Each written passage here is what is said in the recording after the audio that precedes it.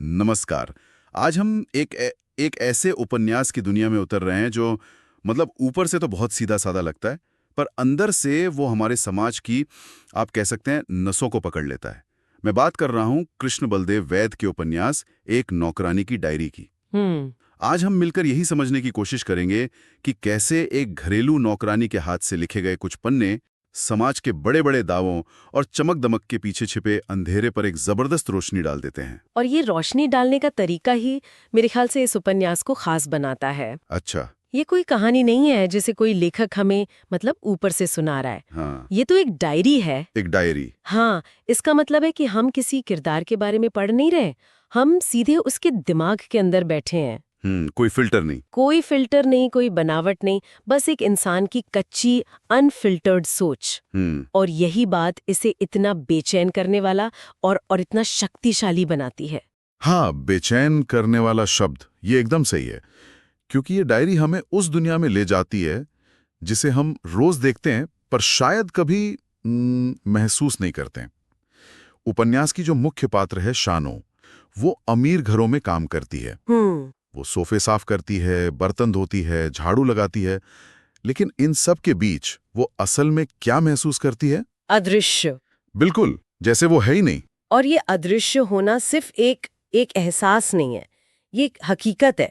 मुझे याद है डायरी में एक जगह वो कुछ ऐसा लिखती है कि कैसे मालकिन के हाथ से चाय का कप गिर के टूट गया और उसे डांट पड़ी। हाँ। और उसे साफ करते हुए शानो सोचती है कि इस घर में अगर मैं टूट जाऊं तो शायद मेरी कीमत इस टूटे हुए कप से भी कम होगी। कप के लिए तो अफसोस भी किया जाएगा, उसके लिए शायद वो भी नहीं। ये एक लाइन ही हजारों पन्नों के विश्लेषण पर भारी है। ये सिर्फ हताशा नहीं है, ये अपने वजूद की, अपनी कीमत का एहसास है। सही बात। ये समझना कि आप एक सिस्टम में सिर्फ एक पुर्जा हैं जिसे बदला जा सकता है, आपकी इंसानियत की कोई वैल्यू नहीं है। सही बात है। उसकी डायरी में ये गुस्सा बार बार उभरता है, कभी मालकिन के फिजूल खर्ची पर तो कभी मालिकों के दोहरे चरित्र पर। बिल्कुल। और इसी बात को अगर हम एक कदम और आगे ले जाएं, हाँ। तो ये सिर्फ एक नौकरानी की कहानी नहीं रह जाती। ये समाज के उस डिजाइन पर सवाल उठाती है जहां कुछ लोगों को अदृश्य बनाए रखना ही सिस्टम को चलाने के लिए जरूरी है। उसकी अदृश्यता ही तो मालिकों के आराम की नींव है। सही। अगर वो दिखने लगे, उसकी जरूरतें, उसके दुख सुख दिखने लगे, तो फिर वो पूरा ढांचा ही हिल जाएगा। मतलब एक को अदृश्य रहना ही होगा ताकि दूसरा आराम से जी सके। हाँ, लेखक ने बहुत ही कमाल से उसके इस अंदरूनी संघर्ष को पकड़ा है। वो हमें ये नहीं बताते कि शानो गरीब है, वो हमें महसूस करवाते हैं कि गरीबी और बेबसी इंसान की आत्मा के साथ क्या करती है। और यहीं से उपन्यास के बड़े मुद्दे निकल कर आते हैं। चलिए इसे खोलकर समझते हैं। पहला तो साफ है, अमीर और गरीब के बीच की खाई, जिसे हम फैंसी भाषा में वर्ग संघर्ष कहते हैं। Class struggle. हाँ, पर ये कोई किताबी थ्योरी नहीं है, ये उसकी रोज की जिंदगी है। सही कहा। ये कोई भाषण नहीं है, ये तो रोज का अनुभव है। जैसे एक ही घर में दो दुनियाएं चल रही हैं। दो दुनिया कैसे? एक तरफ मालिक मालकिन अपने बच्चों के विदेश में पढ़ने के सपने देख रहे हैं, और उसी वक्त उसी छत के नीचे शानो ये हिसाब लगा रही है कि इस महीने की तनख्वाह से वो अपने बच्चे की स्कूल की फीस और दवाई का खर्च कैसे पूरा करेगी। एक ही हवा में सांस ले रहे हैं, पर उनकी हकीकतें मीलों दूर हैं। मीलों दूर। शानो की डायरी उस अनदेखी दीवार के पार से आई एक आवाज है जो बताती है कि दूसरी तरफ की दुनिया असल में कैसी दिखती है। और ये दीवार सिर्फ पैसे की नहीं है ना? हाँ, इसका एक और बहुत बड़ा पहलू है, औरत होना। ये उपन्यास उस मर्दवादी सोच पर भी एक करारा तमाचा है। बिल्कुल। और सबसे दिलचस्प बात यह है कि शोषण सिर्फ घर के मर्दों से नहीं आता। ये बहुत ही जरूरी पॉइंट है। शानो का जो संघर्ष है वो डबल है। वो गरीब तो है ही, पर वो एक औरत भी है।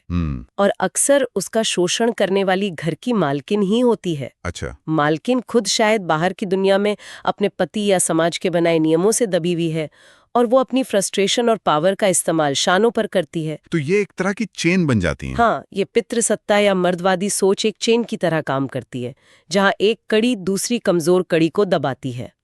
और शानो वो उस चेन की आखिरी सबसे कमजोर कड़ी है। मतलब ये कि उसे औरत होने की सजा भी मिलती है और गरीब होने की भी। उसकी डायरी में ऐसे कई पल हैं जहां वो अपनी मालकिन के मेकअप, कपड़ों और उनकी आज़ादी को देखती है और सोचती है कि क्या औरत होने का मतलब सिर्फ यही है, या उसका औरत होना कुछ और है? बिल्कुल।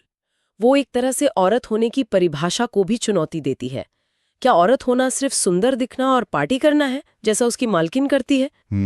या औरत होना वो है जो वो जी रही है, खटना, पिसना और फिर भी अपने परिवार को जोड़े रखना। उपन्यास से सवाल उठाकर छोड़ देता है कि असली ताकत किस में है। और इसी घुटन और सवालों के बीच से एक बहुत कमाल की चीज निकलती है, विद्रोह। पहली नजर में तो लगता है कि वो बेचारी है, सब कुछ सह रही है, लेकिन उसका डायरी लिखना, क्या ये अपने आप में एक विद्रोह नहीं है? ये सिर्फ विद्रोह नहीं है, शायद सबसे बड़ा विद्रोह है। सबसे बड़ा? हाँ, सोचिए, एक इंसान जिसे समाज ने आवाज नहीं दी, जिसे अदृश्य बना दिया गया है, वो कागज और कलम उठाकर अपनी दुनिया अपनी शर्तों पर रच रही है। सही। जिस डायरी में वो लिख रही है वो उसका अपना स्पेस है। उस घर में कोई भी कोना उसका अपना नहीं है, पर वो डायरी उसकी अपनी है। वहां वो मालिक है। हाँ, वहां वो जो चाहे लिख सकती है। वो अपनी मालकिन का मजाक उड़ा सकती है, मालिकों को गालियां दे सकती है, अपने सपने लिख सकती है। वो शब्द लिखकर ये ऐलान कर रही है, मैं हूँ, मैं सोचती हूँ और मेरी सोच मायने रखती है। ये एक खामोश क्रांति है। बिल्कुल, एक खामोश क्रांति। वाह, ये तो मैंने सोचा ही नहीं था। मतलब डायरी लिखना सिर्फ अपना दुखड़ा रोना नहीं है, बल्कि अपनी पहचान को बचाए रखने का एक हथियार है। और जिस तरह से वो अपनी बातें लिखती है, वो हमें सीधे वैद साहब के लिखने की कला पर ले आता है। मैंने जो पढ़ा उसमें उनकी भाषा को प्रयोगात्मक और तीखी कहा गया है। हाँ, ये तीखी बात मुझे बहुत दिलचस्प लगी। मतलब किसके लिए तीखी? ये उस हर इंसान के लिए तीखी है जो समाज की आरामदायक तस्वीर देखना चाहता है। अच्छा। वैद की भाषा चाशनी में लिपटी हुई नहीं है, वो सीधी, नंगी और कभी-कभी क्रूर है। और जब हम प्रयोगात्मक या एक्सपेरिमेंटल भाषा की बात करते हैं तो ये सुनने में बड़ा भारी शब्द लगता है, पर असल में इसका मतलब बहुत आसान है। हाँ, प्लीज इसे आसान करके बताइए। सोचिए कि आप अपने किसी बहुत करीबी दोस्त को अपनी दिन भर की फ्रस्ट्रेशन के बारे में एक लंबा सा वॉइस नोट या मैसेज भेज रहे हैं। क्या आप सही ग्रामर, पूरे वाक्य और कॉमा फुल स्टॉप का ध्यान रखेंगे? हाँ, नहीं, बिल्कुल नहीं। नहीं, आप बस बोलते जाएंगे, आपकी बातें टूटी फूटी होंगी, एक ख्याल दूसरे में घुस जाएगा, बीच में कोई दाली आ जाएगी, कोई पुरानी याद आ जाएगी। हाँ। वैद ने ठीक यही किया है। शानो की डायरी की भाषा कोई सजी समरी साहित्यिक भाषा नहीं है, ये दिमाग के अंदर चल रहे ट्रैफिक का लाइव टेलीकास्ट है। क्या बात है। ये प्रयोग कहानी को इतना असली बना देता है कि हमें लगता है हम पढ़ नहीं रहे, बल्कि शानो के दिमाग में चल रहे बातों को सुन रहे हैं। कमाल का उदाहरण है। और इसी से जुड़ा एक और शब्द इस्तेमाल होता है, मनोवैज्ञानिक शैली। इसका मतलब क्या हुआ? क्या इसका असर होता है पढ़ने वाले पर? मनोवैज्ञानिक शैली का मतलब है कि लेखक ने हमें कहानी पर एक ड्रोन कैमरा व्यू नहीं दिया है, बल्कि एक गोप्रो सीधा शानो के दिमाग में लगा दिया है। कैमरा बाहर नहीं, अंदर फिट है। हम सिर्फ ये नहीं देख रहे कि शानो बर्तन धो रही है, हम ये भी महसूस कर रहे हैं कि बर्तन धोते वक्त उसके दिमाग में अपने बीमार बच्चे का ख्याल कैसे आ रहा है। अच्छा। या फिर मालकिन की किसी बात पर उसे कितना गुस्सा आ रहा है। मतलब एक्शन से ज्यादा रिएक्शन और सोच पर फोकस है। बिल्कुल। इससे होता यह है कि हम सिर्फ एक किरदार की कहानी के दर्शक नहीं रहते, हम उसकी मानसिक यात्रा के सहयात्री बन जाते हैं। हम उसकी छोटी छोटी खुशियों में मुस्कुराते हैं और उसकी घुटन में हमारा भी दम घुटता है। यही वजह है कि ये उपन्यास खत्म होने के बाद भी हमारे जहन में जिंदा रहता है। हम शानो को भूल नहीं पाते, क्योंकि हम कुछ देर के लिए शानो बनकर जी चुके होते हैं। तो इसका कुल मिला के मतलब क्या है? आज की हमारी बातचीत से ये साफ है कि एक नौकरानी की डायरी सिर्फ एक उपन्यास नहीं है, ये एक आईना है।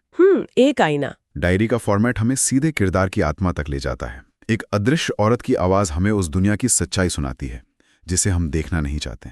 बिल्कुल। और लेखक की तीखी और मनोवैज्ञानिक शैली हमें उस अनुभव को जीने पर मजबूर कर देती है।